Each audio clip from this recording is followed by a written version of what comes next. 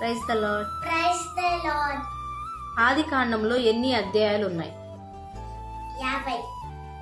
యెహోవా ఎదుట పరాక్రమం గల వేటగాడు ఎవరు? నిమ్రోదు. ఆదికాండంలో మరణాన్ని చవిచూడకుండానే కొనిపోబడిన వ్యక్తి ఎవరు? హానోకు.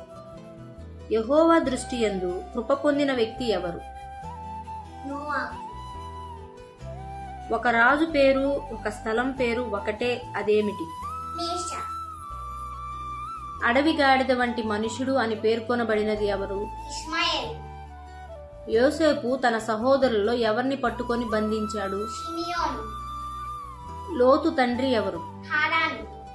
ఫలించడి కొమ్మగా సూచించబడింది ఎవరు? యోసేపు. యాకోబు కుమార్తె పేరు ఏమిటి? దీనా. హల్లెలూయా.